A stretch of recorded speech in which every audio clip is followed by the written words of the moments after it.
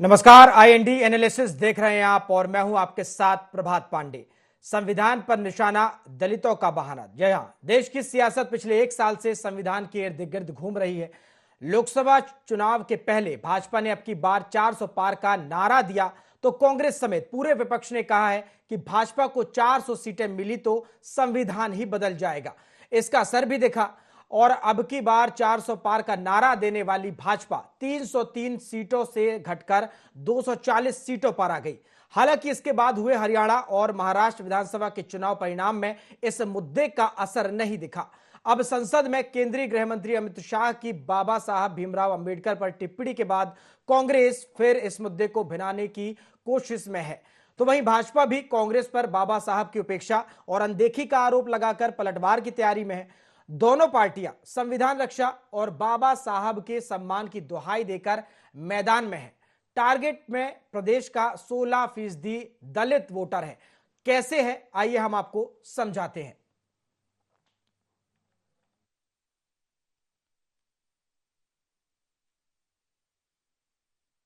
अम्बेडकर का संविधान खतरे में है। उनका अपमान भारतीय जनता पार्टी की सोची समझी साजिश के तहत हो रहा है। बाबा साहब अम्बेडकर जिन्होंने इस देश के आम आदमी को मौलिक अधिकार दिए और कांग्रेस पार्टी ने उन पर भरोसा करके उनको अगवा किया, लीडर बनाया, संविधान सभा के चेयरमैन बनाया। अब संविधान बचाने को लेकर भी कांग्रेस जिनका आखिरी कतरा भी खून का लगे तो कांग्रेस तैयार है। इसको लेकर इसका आगाज 26 जनवरी को मऊ में चालू होगा। उसको लेकर, इन सब बातों को लेकर आज महत्वपूर्ण मीटिंग है। मैं मानता हूं कि बहुत सार गर्भित कांग्रेस पार्टी एकजुटता से अपने दायित्व को निभाते हुए जनता की लड़ाई लड़ेगी। जिनने संविधान की सदैव धज्जियां उड़ाई, बाबा साहब अम्बेडकर के साथ अन्याय किया, वो किस मुंह से संविधान बचाव की बात कर रहे हैं? ये उनके आत्म अवलोकन की करने की आवश्यकता है। बाबा साहब भीमराव अम्बेडकर को कभी भारत रत्न नहीं दिया, उनको यहाँ तक कि चुनाव में भी जीतने नहीं दिया। उनकी पार्टी के 2 लोग चुनाव जीत के आए, उनमें से एक का उपचुनाव हुआ। उस उपचुनाव में हरवाने में भी कांग्रेस की भूमिका रही है, जनता भूली। तो संविधान के नाम पर लगातार जो राजनीति है वो होती हुई नजर आ रही है। टारगेट में है प्रदेश का 16% दलित। कैसे है, आपको समझाते हैं। मध्य प्रदेश में संविधान के नाम पर सियासी संग्राम मचा हुआ है। अमित शाह के बाबा साहब पर बयान से यह घमासान शुरू हुआ। सियासत का केंद्र बन रही बाबा साहब की जन्मस्थली महू। 26 जनवरी को महू में कांग्रेस के जय बापू जय भीम जय संविधान अभियान का समापन होगा। 3 जनवरी को कर्नाटक के बेलगामी से शुरू हुआ है जय बापू जय भीम जय संविधान अभियान। संविधान की 75वीं वर्षगांठ पर महू में विशाल रैली कर शक्ति प्रदर्शन करने जा रही है कांग्रेस। 26 जनवरी को ही महू से शुरू होगी कांग्रेस की संविधान बचाओ राष्ट्रीय पदयात्रा। पूरे एक साल देश भर में निकाली जाएगी संविधान बचाओ राष्ट्रीय पदयात्रा। 26 जनवरी को महू आएंगे मल्लिकार्जुन खड़गे, राहुल गांधी, प्रियंका गांधी समेत तमाम कांग्रेस के बड़े नेता।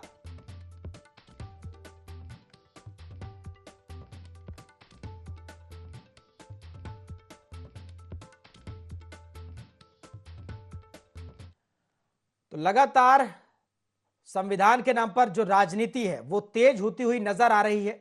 मध्य प्रदेश में कांग्रेस अपनी बात कह रही है कि बीजेपी के राज में संविधान खतरे में है और लगातार जो बीजेपी पार्टी है वो लगातार कह रही है कि कांग्रेस ने बाबा साहब का अपमान किया, उनके बनाए हुए संविधान का कई बार उन्होंने अपमान किया है। चलिए इस पर चर्चा भी करेंगे। हमारे साथ कुछ खास मेहमान जुड़ गए हैं और आपका परिचय करा दूं। हमारे साथ हैं हिमानी सिंह, प्रवक्ता है मध्य प्रदेश कांग्रेस की, जल्दी वो जुड़ेंगी। हमारे साथ आशीष दुबे जी जुड़ गए हैं, वरिष्ठ पत्रकार हैं। आशीष जी, स्वागत है आपका। ब्रजराज सिंह मीडिया पैनलिस्ट हैं मध्य प्रदेश भाजपा के। ब्रजराज जी, आपका भी बहुत बहुत स्वागत है। चर्चा की शुरुआत ब्रजराज जी आपके साथ ही करता हूं मैं। जिस तरह से लगातार संविधान को लेकर चर्चा की जा रही है, या देखा जाए तो इस बार जो सियासी अखाड़ा है वो बाबा साहेब की जन्मस्थली महू और बाबा साहेब को बनाया जा रहा है। लगातार कांग्रेस पार्टी जो है वो कह रही है कि बीजेपी के राज्य में संविधान खतरे में है। क्या वाकई में संविधान खतरे में है, और अगर है तो कैसे? जी, आपकी कार्यक्रम का जो टैगलाइन है संविधान का बहाना, दलितों पर निशाना। सिर्फ यही है, संविधान खतरे में नहीं है। संविधान खतरे में होता तो हम 11 साल से संविधान के अंतर्गत एक सरकार चला रहे हैं केंद्र में, 20 साल से हम मध्य प्रदेश में चला रहे हैं, किंतु हमने संविधान में कभी अमूलचाल बदलाव नहीं किया। अमूलचाल बदलाव जो हुए वो कांग्रेस की सरकारों में हुए। नेहरू जी ने 16 बार किया, द ग्रेट इंदिरा गांधी ने 31 बार किया, इमरजेंसी लगाकर किया, आत्मा को मारा, सेक्युलर शब्द को संविधान में इंक्लूड किया, राजीव गांधी जी ने 11 बार किया और माननीय स्वर्गीय मनमोहन सिंह जी ने 6 बार किया।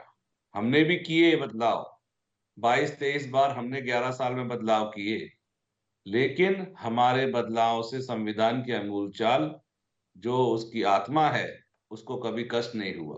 संविधान को और मजबूत करने के लिए ही बदलाव लेके आए। प्रभात जी, ये सारी बात जो आपने अपने उद्बोधन में कही कि 16% जो दलित वोट है उसको अट्रैक्ट करने का एक प्रोपोगंडा है, एक छल है जो जनता के साथ कांग्रेस करना चाहती है। जैसा कि कांग्रेस चुनाव के टाइम पे हिंदू होने का, एक झूठा हिंदू होने का जो दिखावा करती है, यही दलित प्रेम उनका निकल कर आ रहा है। इतिहास गवाह है, आजादी के बाद से भी किस तरह से नेहरू जी ने, इंदिरा जी ने, राजीव जी ने किस तरीके से जो हक था वो हक मारा है।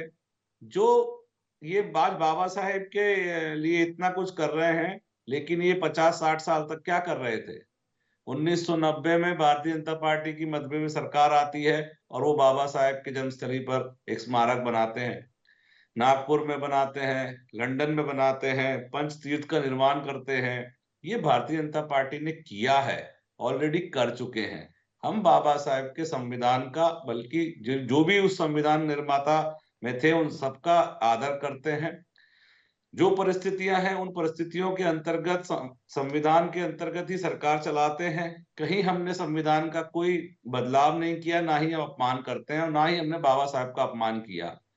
हुआ लेकिन क्या कि लगातार इतने ब्रजराज बड़े जी, लगातार कांग्रेस पार्टी, जिस तरह से केंद्रीय गृह मंत्री अमित शाह जी ने बयान दिया था, जिस तरह से लगातार उसी को वो कोट करती नजर आ रही है और उसी के आधार पर लगातार वो हमलावर भी है और वो यही कह रही है कि संविधान खतरे में था, खतरे में है और लगातार बीजेपी जो है कहीं ना कहीं संविधान को नुकसान पहुंचा रही है और यही बात लेकर वो पदयात्रा के माध्यम से हो, अभियान के माध्यम से हो, जनता के बीच भी जाने वाली है।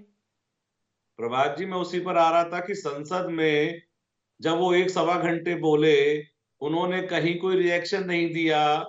उसके बाद क्या हुआ कि एक 12-13 सेकंड की क्लिप जो चलाई गई उसमें ये बताया गया कि अपमान कर रहे हैं, किंतु आप देखिए कि ये सब कुछ 3 घंटे 4 घंटे बाद शुरू हुआ, जब जॉर्ज सोरोस की जो सीक्रेट सर्विस की टीम थी उसने कहा कि आप इसे मुद्दा बना सकते हैं और देश में आग लगा सकते हैं।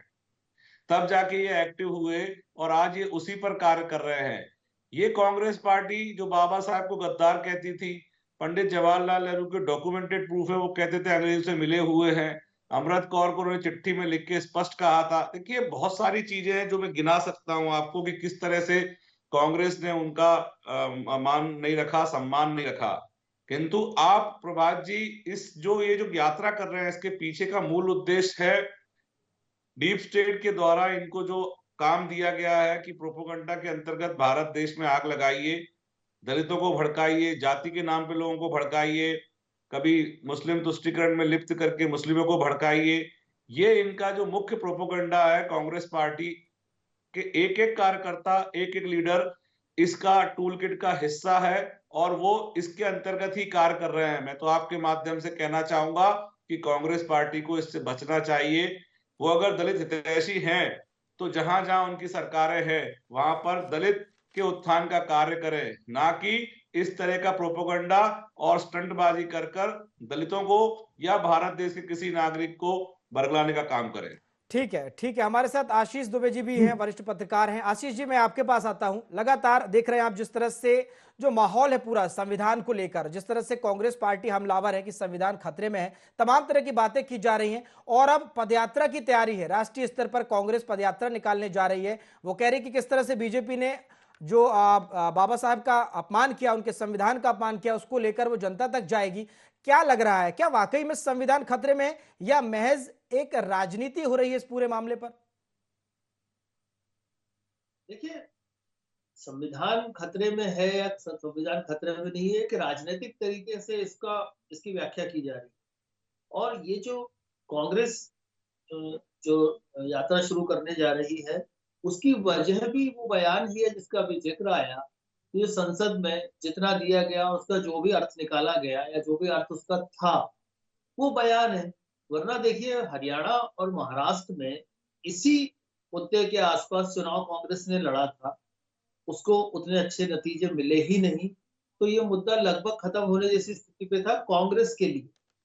लेकिन वो जो बयान था संसद में आया और उस पर जिस तरह बातें हुई, उसके बाद ये मुद्दे को फिर हवा मिली है।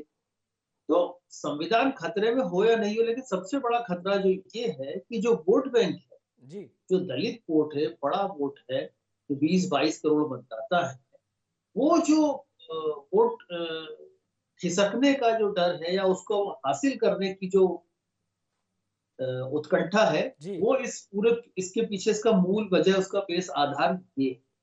क्योंकि ये सबको कांग्रेस भी अब अच्छी तरह से समझती है और ये भी समझ में आता है कि जो भारतीय जनता पार्टी है, उसके पास सवर्ण वोटों का सबसे बड़ा हिस्सा अभी है। वो वोट उसके साथ पूरी तरह से जुड़ा हो।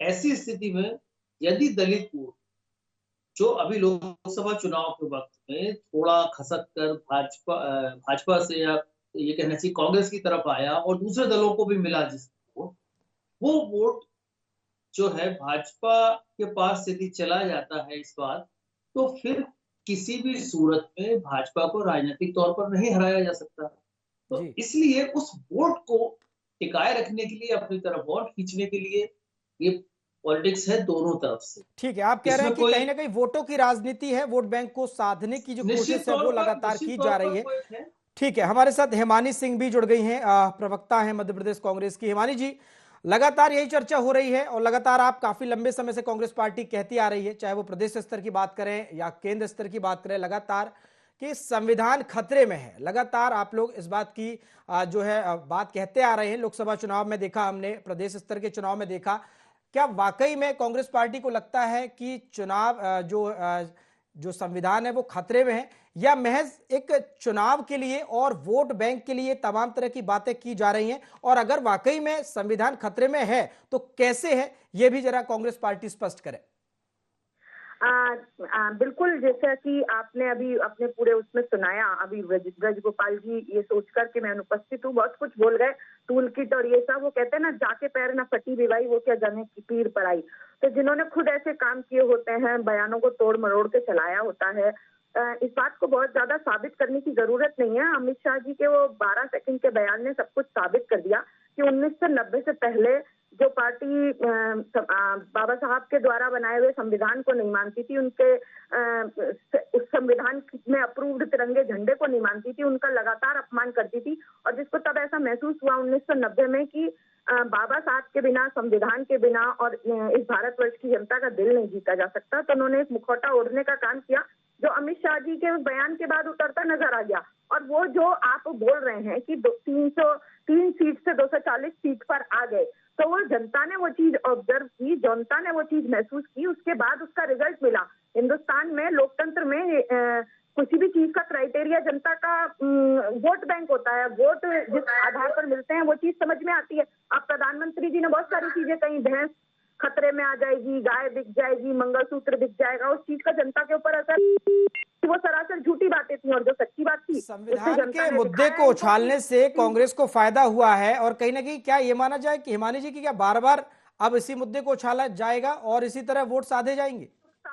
कांग्रेस, अभी कोई चुनाव नहीं आ रहा है, ना कोई लोकसभा चुनाव है, ना मध्य प्रदेश में विधानसभा चुनाव है, ना कहीं ऐसी कोई बड़े चुनाव की घोषणा हो रही है। दिल्ली चुनाव 26 जनवरी के कुछ दिन बाद ही हो जाएगा। तो ये हर समय केवल कांग्रेस पार्टी का मकसद, जब हमने अंग्रेजों के साथ लड़ाई लड़ी थी तब चुनाव हमारे सामने नहीं आ रहा था कि हम हर कुछ अपनी जान की कुर्बानी, अपनी बलिदानी, शहादत सिर्फ चुनाव के लिए करते हैं। ये भारतीय जनता पार्टी का पैटर्न है। जो चीज जिस समय सामने आती है, चाहे वो किसानों की लड़ाई हो, बिना किसी चुनाव के भी हमारे प्रदेश अध्यक्ष जीतू पटवारी किसानों की लड़ाई सड़कों पर लड़ते रहे हैं, आपने पिछले कुछ महीनों में देखा भी होगा। और ये भी कोई चुनाव आ नहीं रहा है, अभी चुनाव 1 साल भी नहीं हुआ है पूरा उसको। तो अगर ये सिर्फ चुनाव का बात होती और चुनाव पास में आ रहा होता तो आप ऐसा कह सकते थे, लेकिन अगर अमित शाह जी खुलेआम ऐसे, ये मेरे हिसाब से एक राजनीतिक टेस्ट था कि इस तरह के बयान देने के बाद जनता किस तरह से रिएक्ट करती है। अगर ये बात जैसा कि बृजराज जी बोल रहे थे अगर सच ना होती तो खुद प्रधानमंत्री को अगले ही दिन, जो आज तक किसी प्रेस कॉन्फ्रेंस में नहीं आ पाए, जो कभी किसी चीज पर बहुत मुश्किल से ट्वीट करते हैं, उन्हें ट्वीट ना करना पड़ता, अमित शाह को खुद प्रेस कॉन्फ्रेंस बुलाकर जवाब, जो प्रेस कॉन्फ्रेंस से 10-11 सालों से बचते आए हैं। और आप संविधान की बात करें कि आपने 22-23 संशोधन किए, मतलब साल में 11 साल में 23 संशोधन, मतलब 1 साल में 2 से ज्यादा।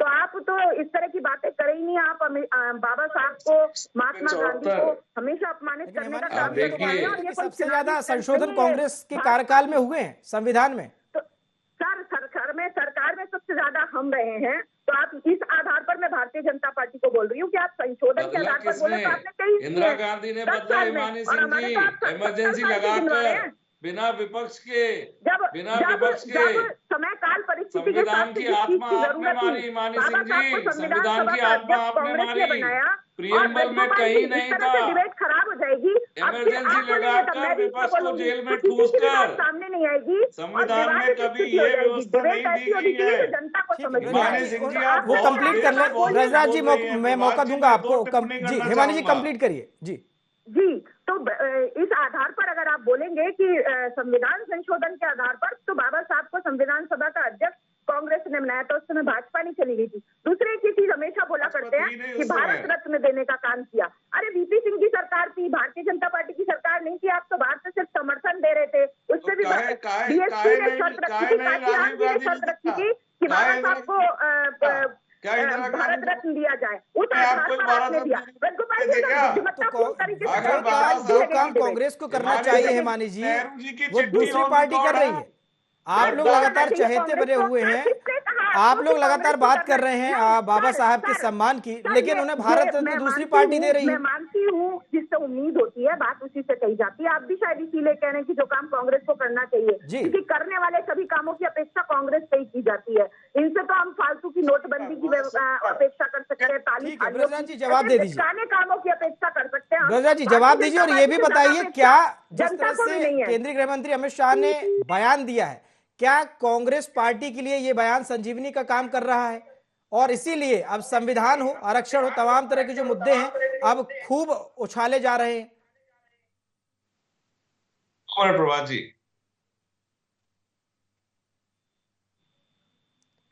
जी बृजराज जी, आवाज मिल पा रही है आपको? मिल रही है। क्या आप मुझसे सवाल? जी आपसे ही सवाल है, वापस रिपीट कीजिए। जी बृजराज जी, मेरा सवाल है कि जिस तरह से केंद्रीय गृह मंत्री अमित शाह ने बयान दिया हो, लगातार उस बयान को लेकर कांग्रेस पार्टी हमलावर है, क्या ये बयान अब कांग्रेस पार्टी के लिए संजीवनी का काम कर रहा है? और इसी कारण से अब जो तमाम आरक्षण का मुद्दा हो या संविधान का मुद्दा, जिसने वाकई में लोकसभा चुनाव में कहीं ना कहीं कांग्रेस को राहत दी और कांग्रेस की सीटें भी बढ़ी, एक अच्छा परफॉर्मेंस भी रहा, क्या आप लोगों ने कहीं ना कहीं कांग्रेस पार्टी का जिस तरह से कहना है सेल्फ गोल कर लिया? क्या बीजेपी को नुकसान होगा? जी प्रभात जी, हो गया, समझ में आ गया। प्रभात जी, लोकसभा की बात आप बार बार कर रहे हैं, 303 और 240। आजादी के बाद भी लगातार कांग्रेस नहीं जीत पाई थी सर। हम तीसरी बार जीते हैं। लोकतंत्र में व्यवस्था होती है, जनता बार बार चुन रही है, कुछ सोच के चुन रही है। 240 सीटें 3 बार के चुनाव में कांग्रेस नहीं ला पाई, तो कहीं से कहीं तक लोकसभा चुनाव में कोई नुकसान नहीं हुआ है। लेकिन आप लोग तो 400 पार का नारा दे रहे थे। अब आप सुनिए ना, पहले प्रभात जी सुनिए जी। हरियाणा और महाराष्ट्र में बम्पर दिया है हमको वोट, जनता ने बम्पर। तीसरी बार रिपीट किए हम हरियाणा में। कांग्रेस कहां पर तीसरी बार रिपीट हुई है पिछले 30 साल में? बता दें हमको। मुद्दे बदलते रहते हैं इनके। अडानी पे जब कोई सहयोग नहीं मिला अपने सहयोगी दलों से, तो ये अब इन्होंने ये नया मुद्दा पकड़ा है। कभी ये जातिगत जनगणना की बात करते हैं, कभी ये आरक्षण की बात करते हैं, कभी ये कहते हैं कि भाई इस देश में बेरोजगारी बहुत है, कभी कहते हैं महंगाई बहुत है, कभी कहते हैं किसानों के साथ अत्याचार हो रहा है। प्रभात जी, खोई हुई जमीन तलाशने का प्रयास कर रही है कांग्रेस, इसके अलावा कुछ नहीं है। लेकिन मैं अपनी उस बात को ऑन रिकॉर्ड कहता हूं कि ये कांग्रेस एक टूल किट का हिस्सा बनकर इस देश में आग लगाने के लिए सारे मुद्दे उठा रही है। इनका इन मुद्दों से अगर कोई कोई वास्ता होता तो जहां जहां इनकी सरकारें हैं वहां कुछ कार्य करके तो दिखाते। अभी एक बड़े पत्रकार ने इनसे पूछा कि आप इतनी बातें करते हैं, आपके पास जहां सरकारें हैं वहां पर कोई एक मॉडल तो लागू करिए, उस मॉडल को दिखाइए। इससे इनकी सच्चाई दिखती है, ये कुछ नहीं करना चाहते हैं। इनका कार्य है भारतीय जनमानस के बुद्धि में, विवेक में कहीं ना कहीं अराजकता की वो बना रहे हैं कि भाई कहीं ना कहीं इस देश में आग लगे। कांग्रेस कहती है प्रभात जी, कि आप लोग एक संविधान साल बाद खत्म आप करेंगे, आपके देखिएगा गुंडे ये जो है वो पूरे पार्टी देश में इस टूल किस किट के हद हिस्से तक के व्याप्त अंतर्गत है कि काम अब करना खुद शुरू को ही कर मारने देगी पीटने लगे, एक दूसरे पे हाथ और उठाने दिल्ली लगे, में एक दूसरे कांग्रेस का ही लड़ नहीं संहार सकती, करने लगे। इसलिए मॉडल तो दिल्ली आप लोगों का भी दिख फायदा रहा नहीं है कि आप होने गुंडा वाला है। मॉडल आम बनाना आदमी चाहते हैं, आप पार्टी ने देश इनकी को और पूरी जमीन प्रदेश को, खींच ली है ये दिखाई दे रहा और है। क्षेत्रीय और जो दल अभी इनसे आपके हर जगह इनकी जमीन खींचते जा रहे हैं, जिसकी संगठन के वजह चुनाव से चल ये रहे हैं, इस तरह उसमें भी की दिखाई दे रहा है क्या कि कौन बोलते सा हैं मॉडल आप थर्ड देश में लेवल पार्टी स्थापित हो करना गई चाहते है हैं। जो सिर्फ एक रोल अदा कर रही है वोट काटने का। इसके अलावा कांग्रेस अब कहीं बची नहीं है। लेकिन ब्रजराज जी, मेरा सवाल ये है कि जिस तरह से आपने जो राज्यों के नतीजे आए चुनावों के, वो आप नतीजे मुझे गिना रहे हैं, ठीक है, आपकी जीत हुई। लेकिन जिस तरह से लोकसभा चुनाव में हमने देखा कि खुले तौर पर कांग्रेस पार्टी ने आरक्षण और संविधान खतरे में है तमाम बातों के मुद्दे उछाले, और इसका कहीं ना कहीं असर देखने को भी मिला कि बीजेपी जो पार्टी है लगातार 400 पार की बात करती रही है और 240 पर वो सिमट गई। आप ये तो मानेंगे कि कहीं ना कहीं इन मुद्दों का असर दिखाई पड़ा और बीजेपी को नुकसान हुआ? नतमस्तक और हो कहीं जी चुनाव, नतमस्तक हो कबूल किया, बिल्कुल माना कि हाँ कहीं ना कहीं हमसे कुछ गलती हुई होगी, कैंडिडेट चुनाव में हुई होगी। और सबसे बड़ी बात प्रभात जी, आप भूल रहे हैं कि अमित शाह जी का एक एआई जनरेटेड जो है कि झूठा वीडियो चलाया गया, उस वीडियो की वजह से हमको उत्तर प्रदेश में नुकसान हुआ, महाराष्ट्र में नुकसान हुआ। लेकिन जिस महाराष्ट्र में हमको दलित वोट उस समय लोकसभा में उस वीडियो की वजह से, उस झूठ की वजह से नहीं मिले थे, वहां के दलित वोटरों ने भरपूर वोट दिया है, हर क्षेत्र में वोट दिया है। प्रभात जी, मैं यहां पर आपसे ये नहीं कह रहा कि नुकसान हुआ या नहीं हुआ 303, लेकिन प्रभात जी 15वीं बार लगातार जीतना एक अपने आप में बहुत बड़ा अचीवमेंट है, उसको मानिए। किंतु विषय ये नहीं है, विषय ये है कि जो कांग्रेस इस समय भारत देश के अंदर जिन मुद्दों पे कार्य कर रही है, लौटूंगा मैं ब्रजराज जी, आपके पास जाके आशीष दुबे जी हैं, लगातार हमारे साथ बने हुए हैं, अराजकता की ओर लेके जा रहे हैं। ठीक है आशीष जी, मैं आपका रुख करता हूं। लगातार यही बात हो रही है कि आखिर ये जो पूरा मुद्दा है, ये आखिर इस मुद्दे की वजह क्या है? वाकई में संविधान खतरे में है नहीं? क्योंकि अब जो एक बड़ा परिप्रेक्ष्य देखने को मिलेगा 26 जनवरी के बाद से, लगातार जो कांग्रेस पार्टी है वो कह रही है कि वो राष्ट्रीय स्तर पर संविधान बचाओ यात्रा निकालेगी, बीजेपी कह रही है कि वो संविधान गौरव दिवस मनाएगी। दोनों ही पार्टियां लगातार संविधान को लेकर कहीं ना कहीं एक दूसरे पर आक्रामक है। क्या पूरी तरह से दोनों ही पार्टियां इसका राजनीतिक फायदा लेने की कोशिश कर रही है या वाकई में संविधान से दोनों को प्रेम है? देखिए, संविधान तो सारे कामकाज का बेस है, लेकिन इस मुद्दे का बनाने का बेस सिर्फ ये है, जैसा मैंने पहले भी बताया है, कि इसको कांग्रेस एक खास वोट बैंक को पाना चाहती है पूरी तरह से, और भाजपा उसको अपने हाथ से खिसकने नहीं देना चाहती या अपने पास वापस चाहती है। इसका सीधा सीधा मकसद सिर्फ यही है। जहां तक संविधान की बात है, निश्चित तौर पर दोनों ही दलों की सरकारों ने संविधान में परिवर्तन किया, लेकिन उसको जरूरत और समय के हिसाब से माना गया। संविधान का मुद्दा जो है, लोकसभा चुनाव में पहले सरगर्म हुआ तो इसलिए हुआ कि भाजपा की तरफ से बात कई नेताओं ने कही कि हम पूर्ण बहुमत प्राप्त करके संविधान बदलेंगे। मुद्दा वहां से शुरू हुआ था।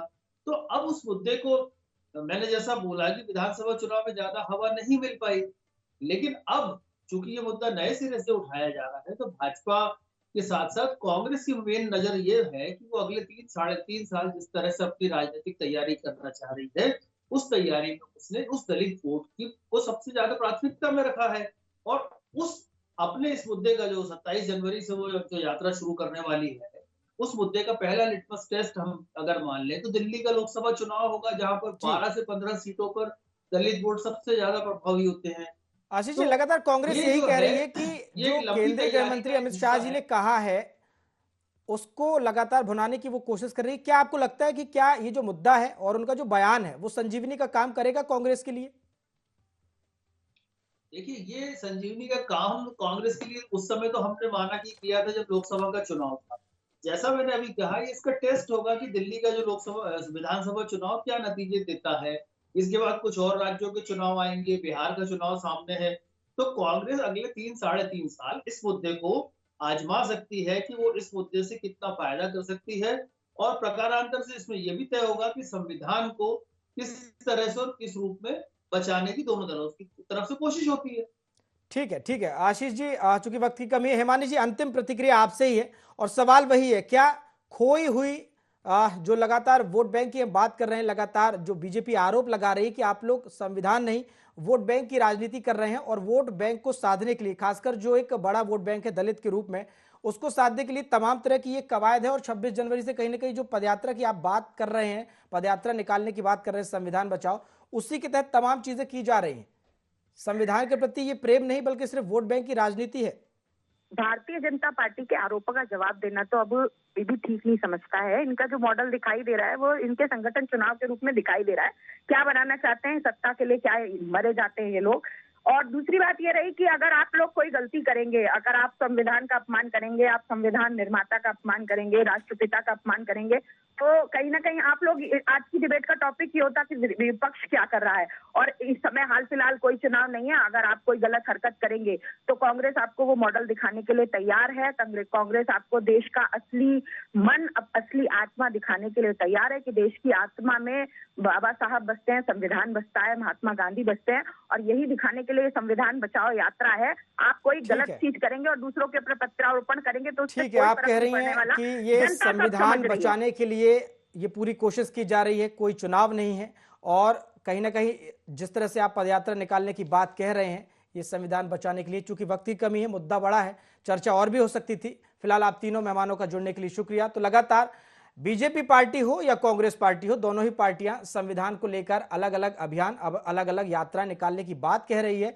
कांग्रेस पार्टी 26 जनवरी के बाद से राष्ट्रीय स्तर पर संविधान बचाओ यात्रा निकालेगी, बीजेपी इसके विरोध में संविधान गौरव दिवस मनाने की बात कह रही है, और लड़ाई है बाबा साहेब के सम्मान की, संविधान को बचाने की। देखना होगा कि कौन सी पार्टी जो है वो संविधान को बचा पाती है या कौन सी पार्टी जो है राजनीतिक इसका फायदा उठा पाती है, क्योंकि बात यही हो रही है कि संविधान को बचाने की कोशिश नहीं, राजनीतिक फायदा लेने की बात दोनों पार्टियां कर रही हैं। फिलहाल IND एनालिसिस में इतना ही। देश और दुनिया की तमाम खबरों के लिए आप देखते रहिए IND 24। नमस्कार।